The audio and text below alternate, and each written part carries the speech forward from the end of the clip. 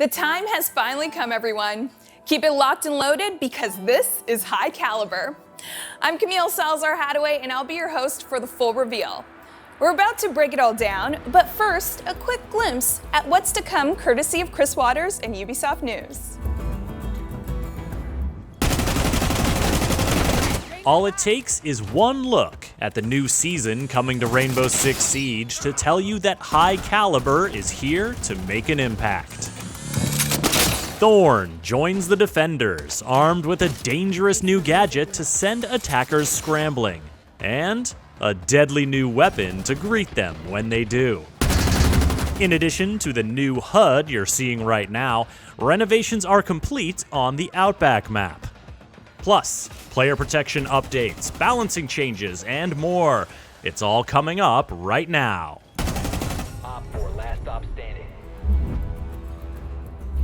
Now I know what you were thinking. What was that weapon in Thorn's hand? How deadly is that gadget? And how exactly does one earn the nickname Thorn? These are all good questions. For the answers, here's game designer Dominique Clement and writer Simon Ducharme.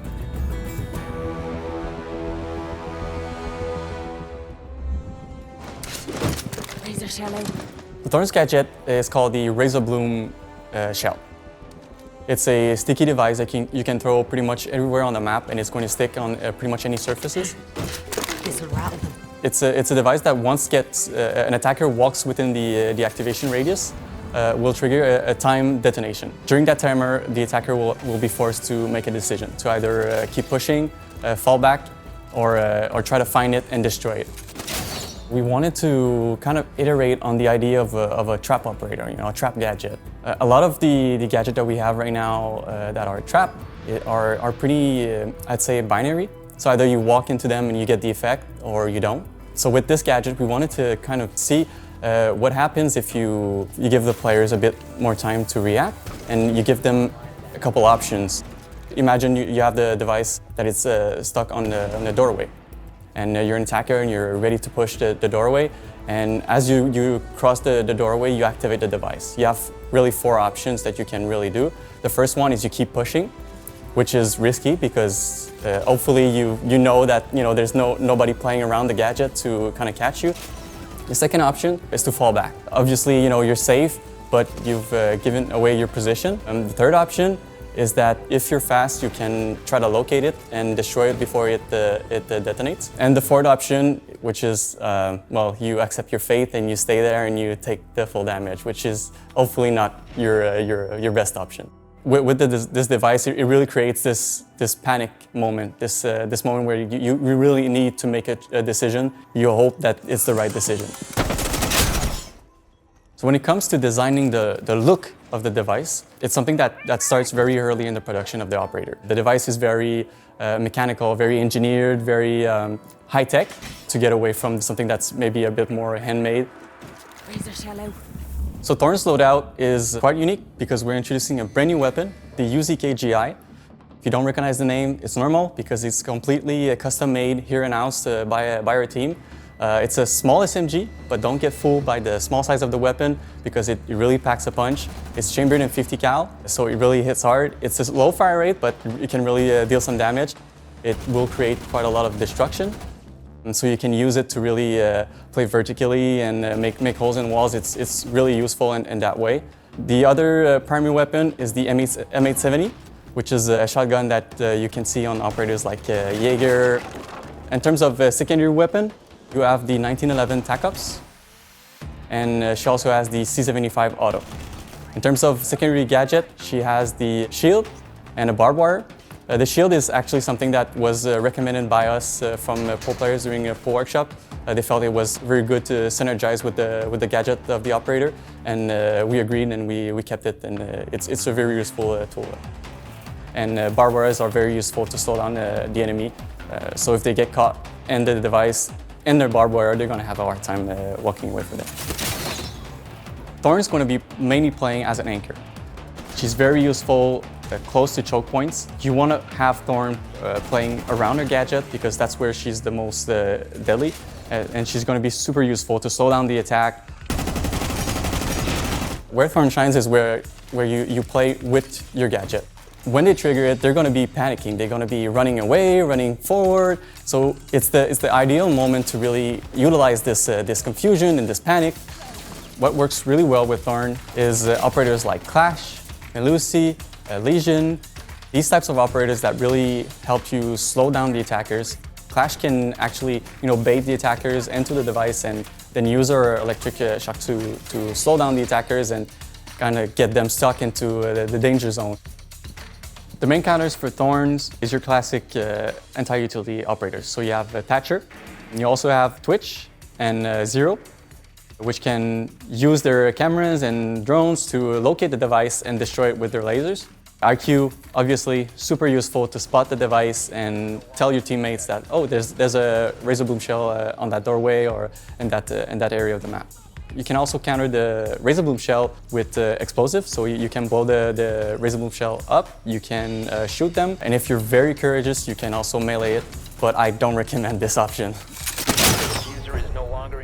Thorn's real name is Brianna Skean. She's from a part of Ireland that's known for horse breeding and military training. Growing up on her family's farm, she learned the value of hard work and determination because she always had to outperform her 4 older brothers who never made anything easy for her. And the first chance that she got, she followed the horses and joined the Garda.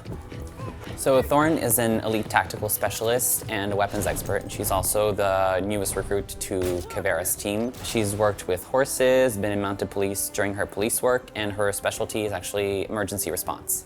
She's always the first to wake up, she's always working out, she loves to challenge herself, and that's why she's so jacked. She actually redesigned her unit's obstacle course because she thought it was too easy. So Thorn is a sort of anti-bully figure, I would say. She doesn't take any nonsense from anyone, not from her brothers when she was little, not in her work today, and she really operates with the mindset that if you mess with her, you're gonna get hurt. My turn. Thorn's name and Thorn's gadget, the Razor Bloom Shell, kind of come hand in hand with the same concept. Mira actually designed the Razor Bloom after getting to know Thorn, because she always talks about stories of her brothers trying to take stuff from her and her fighting back. If you try to take things that aren't yours, she's gonna fight back, and sometimes with sharp things. We located a bomb.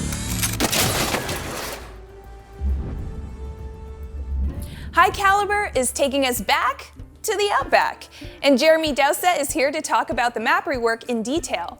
As long as they didn't remove the shark, it's fine by me.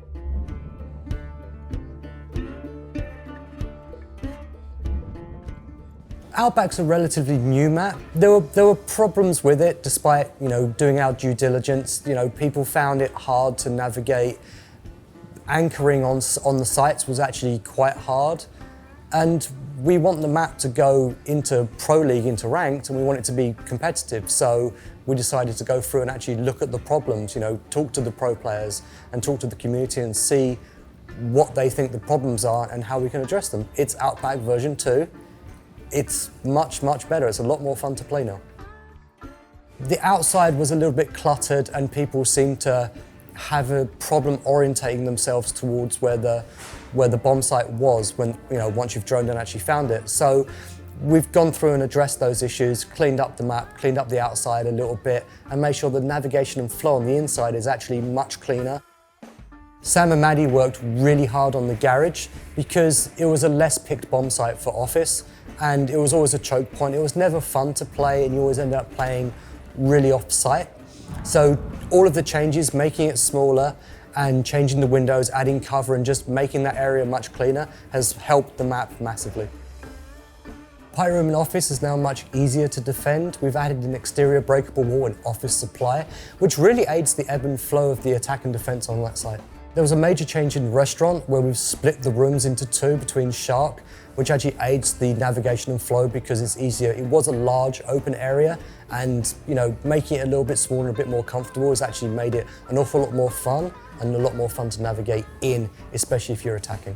Obviously in the original map, Open Terrace was open and it was exterior. Now it's interior and it actually connects piano and resto. So what you've got now is when you come up the stairs towards Terrace, where it used to be, obviously it's enclosed, there's a double door that's barricaded, and it makes for an interesting way to enter the building, especially if you need to get upstairs onto the second floor. But it's also an awful lot more fun because you hide your drone in terrace and you can get a few sneaky lines of sight and you can see where people are setting up their defenses. So now it's actually a massive improvement to that area. So the motel rooms have been cleaned up. There was a lot of props, so it's actually been cleaned up. The closet's moved and the bathroom is also an awful lot cleaner now. It was a little bit messy and it was hard to see. It's a much simpler layout now. So Dawn's laundry has gone to laundry piano. Even though it's a relatively small change, it hasn't moved massively. It means it's easier to defend. The roamers have an easier time because it's easier to navigate for the flow. So it's actually made the site an awful lot more fun. There's always a few choke points into that thing and people will just anchor in the corner and just spray the walls. So cleaning it up and actually moving the site has improved that area massively. With the windows being moved, tweaked, and we have removed quite a few windows from the map, it actually is an awful lot more comfortable. You can anchor on the bomb sites. You can roam much easier as well. Going through and fixing these problems one by one, and as the map gets better and better and better, the play sessions get more and more fun. That's always the best thing to see, is when everyone's having fun, because if we're having fun, I know the community's gonna have fun. Next up, we're checking in with David Perpignan from Ubisoft Barcelona to talk about some balancing updates, including impactful changes to Finca's Adrenal Surge.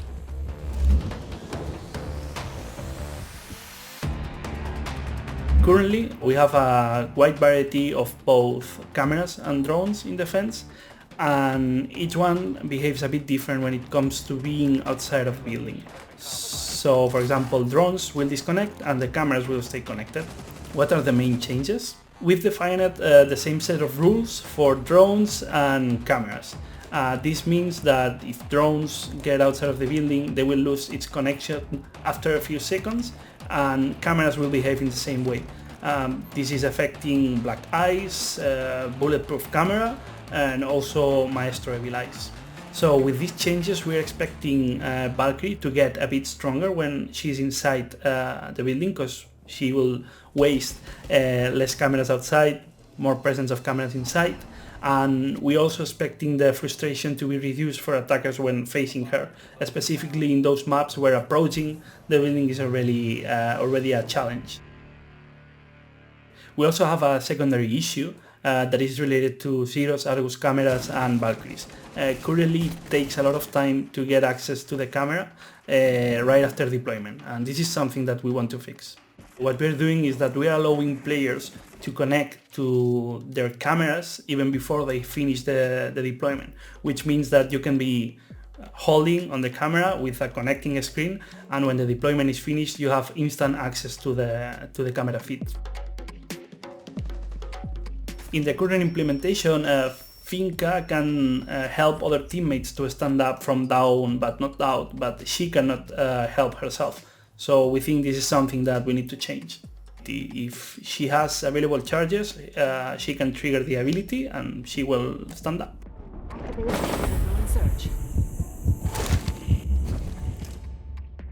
Okay, how many of you have filed a report on R6 Fix? Played the test server? If you have, your contributions have been invaluable to the team, and there are some big improvements coming. For more, here's test server associate producer Deanna Stanley.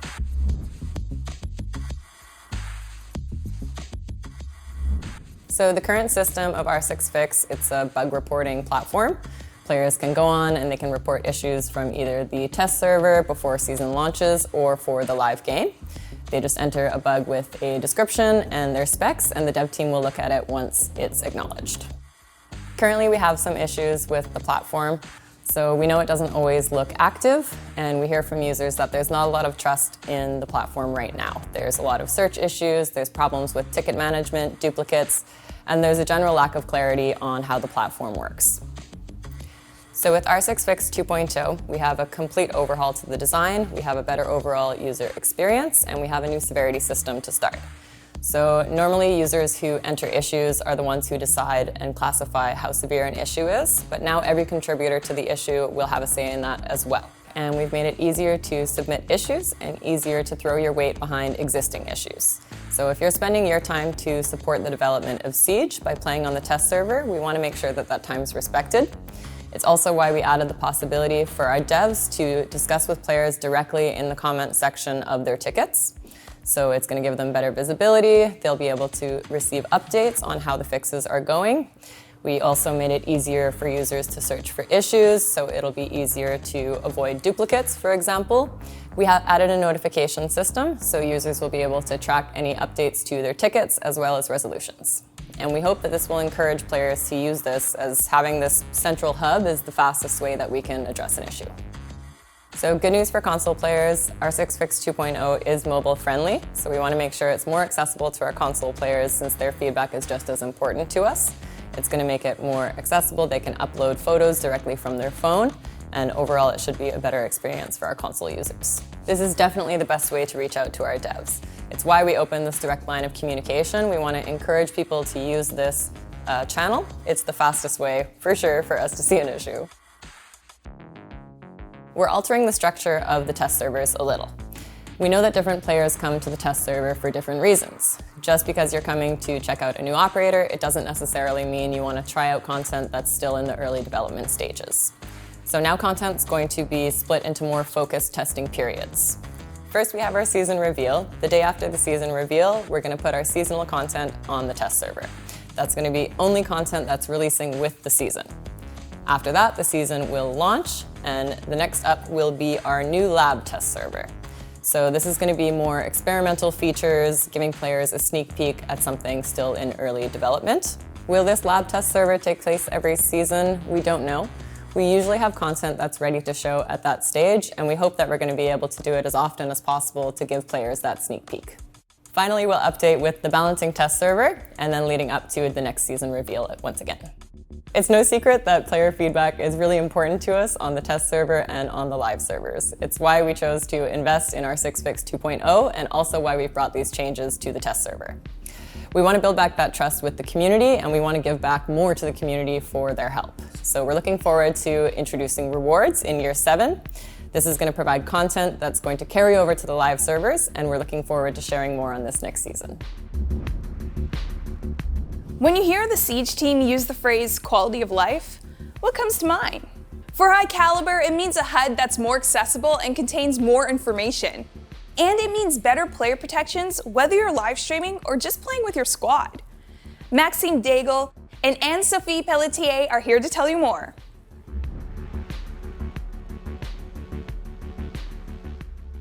The current HUD has a few issues, one of which is that the game has changed a lot in the past few years. Unfortunately, the HUD remained pretty much the same. We've also looked at the future operators and the ambitions of the team, and there's a real need for a reshuffle of information we're showing. You might not know this, but Siege's UI is based on Flash. And internally, we created a new tool called Phoenix. Basically, is faster, it's easier to work with, more future-proof. It's the perfect time for a rework of the HUD. And now, at a glance, you can get a quick impression of what your inventory is consisted of. You don't have to switch to your gadget, say, to see if you have a certain ammo type equipped. For example, Zofia or Capital. We've also streamlined the way we represent resources, for example, Cavera and Warden. It's a bar that depletes and refills over time. They're shown similarly in the HUD. We also separated cooldowns from resources. For example, Clash has both. She has a resource bar for her electricity, but also the cooldown in between the shots that she can fire. We removed all the text in favor of icons, so we're way more specific in the icons. So if you're deploying an ADS, now the icon will show an ADS being deployed. If you're picking up a frost mat, that's the icon you will see. Last but definitely not least is the compass. It's now central to the HUD.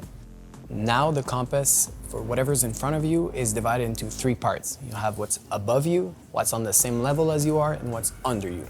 We've also added a ton of new world markers into the compass. So before you only had the yellow pings, but now you have the marked positions, you have the objective markers, you also have the player death markers. We've also added a new module called the ping location reminder. It'll show the floor and the location of the ping so you can make better callouts. We've added a ton of new customization options. I suggest that you visit the new options menu. We've added a new tab for the HUD, and from there you can customize your HUD more than ever. And we're looking into ever adding more options, so eventually scaling and maybe move things around. Player protection is our top priority, so we want to do it well. This is why we were taking our time with this feature. Our content creators are extremely important for the success of Rainbow, so we are in discussion with them to make sure that we are offering something that is tailored to their needs. However, we want to protect all players, so we will allow everyone to use an alter ego in the game that they can change in between matches so that they can have more privacy. Paired with a bunch of new settings that coming with them, we are hoping to alleviate the risk of being targeted negatively in game. At first, we will release the feature to a small pool of content creators. We will stress test the feature, make sure that there's no bugs, make sure there's no exploit, and once we're ready, we will release it to the rest of the population. We realized that there is also a broader need of security at the account level for our players. So we reached out to our colleagues in charge of account at Ubisoft, and we are in discussion with them to provide broader security settings for our players. We are extremely excited to let our players try the new privacy settings in the near future. We're moving away from the static team colors. So from now on, in the accessibility tab, you can customize them, meaning that if you want to set your allies team to be red, and if you want to set your enemies team to be orange, you can do so now. We know that the color selection for now is not so great for our colorblind players, but we're willing to make this compromise for now, knowing that we're going to be adding a ton of new color options in the future. Gadgets in the world are eventually going to be showing the alliance. What that means is if we're throwing a C4, the light on the C4 will reflect if it's an enemy or an allied gadget. We're looking at the Claymore currently and also the barbed wire. Eventually, we're looking at adding more and more game objects that will reflect the colors that you chose in the accessibility options. At the Crystal Guard reveal, you met production coordinator Matt Daigle, who introduced you to the first stage of Elite skin customization. Well, he's back, and he's got some good news.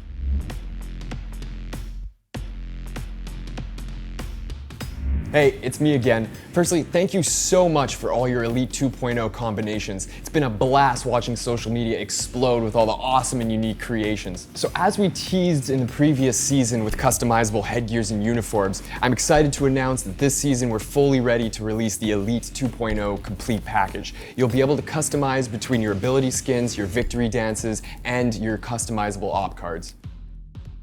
I'm also excited to announce that we'll be releasing a brand new MTX category, the exotic weapon skins. The animated weapon skins will arrive for Season 4. Here's a sneak peek of what it will look like. Our new exotic MTX category will open the door to tons of brand new possibilities in the future. The show is almost over, which means it's time to tell you when the test server is going live. It's tomorrow. It's usually the day after these reveals. You know how it works. In addition to the updates we've talked about thus far, the High Calibre test server will also include the Bulletproof camera rework and the HUD drone counter. These changes debuted in Year 6 Season 2 test server, and they are scheduled to go live this season. Experience all these exciting changes for yourself in the High Calibre test server starting tomorrow.